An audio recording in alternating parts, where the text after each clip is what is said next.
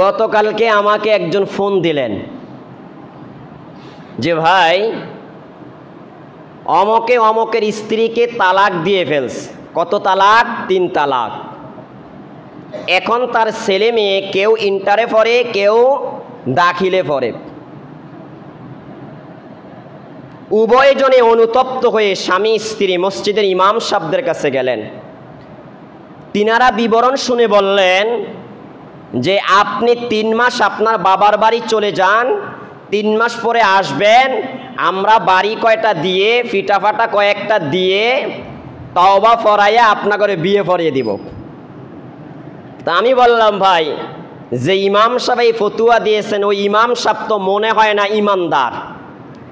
যদি ইমাম সাহেব ইমানদার হইতো তাহলে ইমানি ফতুয়াই দিত, ঠিক না বে ঠিক কথা বলেন?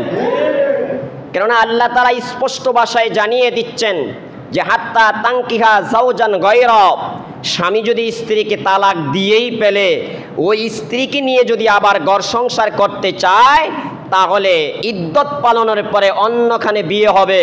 ওই স্বামী যদি মারা যায় অথবা স্বামী তালাক দিয়ে দেয়, আবার ইদ্যত পালন করবে। ইদ্যত পালনের পরে যে কি করতে পারবে, প্রথম স্বামী তাকে বিয়ে করতে পারবে। এর বাহিরে কোনো পথ ফন্তা পদ্ধতি নাই। হেরা তলে ফতুয়া পাইল কই? আমি কি হেরা ফতুয়া পাইছে টাকার কাছে? কত কয় না কা? এরা ফতুয়া পাইছে কার কাছে? আওয়াজ দিয়ে বলেন না, ফতুয়া পাইছে কার কাছে? তাহলে যে ইমাম সাহেবের এই ফতুয়া দিল যে আপনার স্বামী আপনাকে 3 তালাক দিয়ে দিছে, এবার আপনি 3 মাস আপনার বাবার বাড়িতে যে থাকেন, এবার 3 মাস হওয়ার পরে আসবেন, আমরা আপনাকে কয়টা ফিটাটা দিয়া কয়টা বাড়িটারি দিয়া একটু শাসন কইরা তাওবা ইস্তেগফার পড়াইয়া বিয়ে পড়িয়ে দিমু। তাহলে ওই হুজুরেরা কি আল্লাহর কোরআন অনুযায়ী ফতুয়া দিছে? এরে ভাই কথা বলেন না কেন? কোরআন অনুযায়ী ফতুয়া দিছে? হ্যাঁ, তো কি এর বিনিময়ে ফতুয়া দিছে? বলেন না কিসের বিনিময়ে? হ্যাঁ, এই যে 2 জনের এক কানো মিলিয়ে দিবে আর 2 জনের যত আকাম কুকাম করবে, এটা কি সওয়াব হইব না সব গুণ হইব?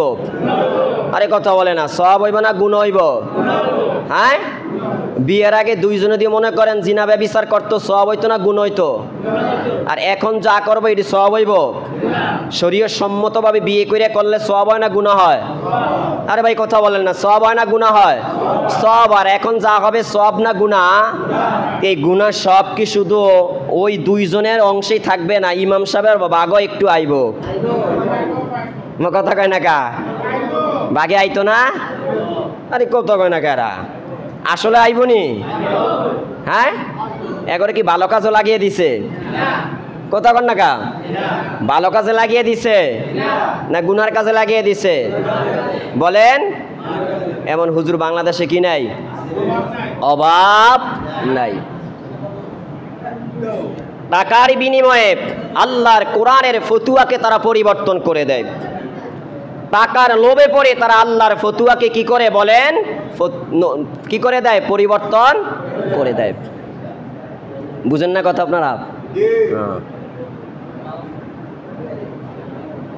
টাকা দিয়ে এখন সব হয়।